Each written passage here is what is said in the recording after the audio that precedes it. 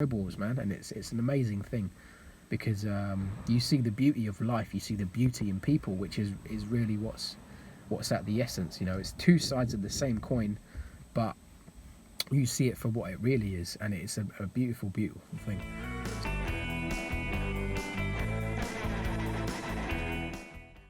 Welcome back to the car series vlog, day number 2.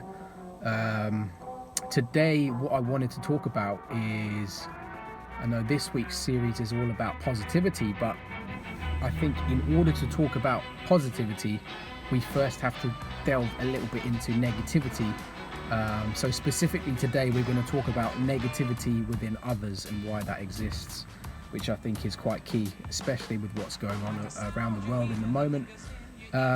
It ties into a lot of the aspects. So essentially, when people experience negativity from others, it's never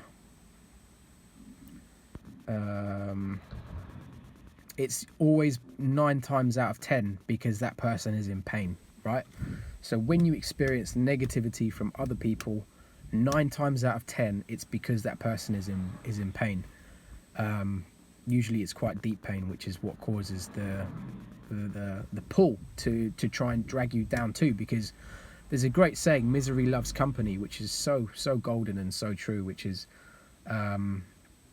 really sums up why a lot of the pain in the world is caused by people struggling deep down with a great pain, and they want to latch onto that pain and inflict it on other people. I said 9 times out of 10. The other 1%, I think, is people genuinely don't know what they're doing and they don't have ill intent.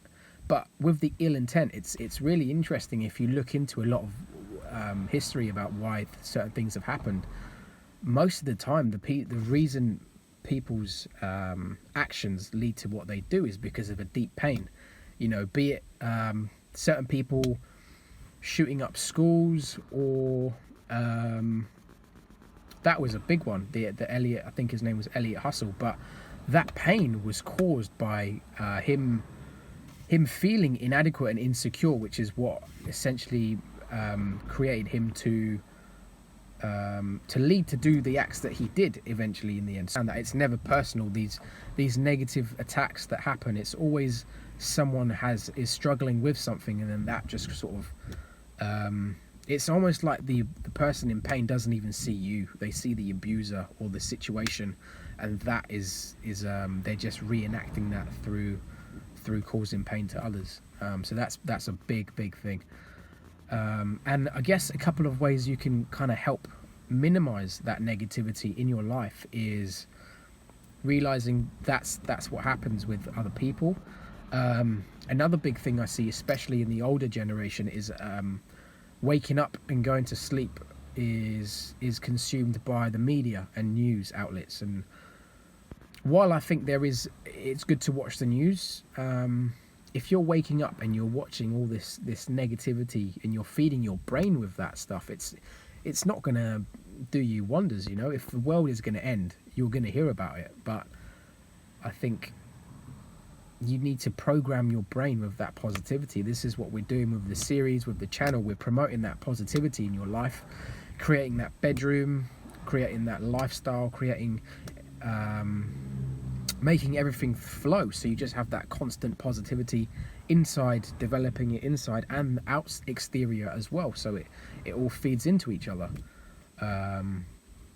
So yeah, if you're watching a lot of the news, I'd say cut that out, because you really don't need that much negativity in your life, especially if it's quite extreme stuff about what's going on. I mean, it's it's good to know about what's going on in the world, but you got to ask yourself, is it really benefiting you in your life, or is it dragging you down and casting a paint on how you see the world in a negative way?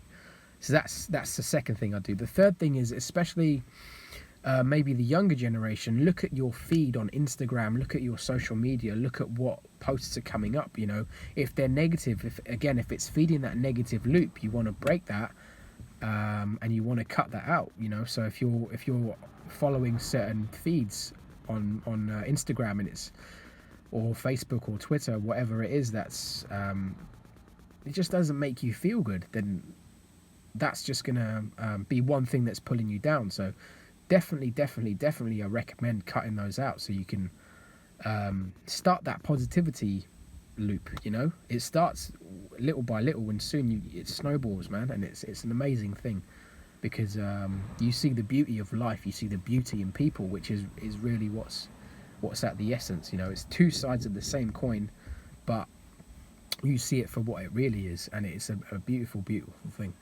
So we'll keep going with the positivity podcast. I hope you enjoyed today's ramble about negativity.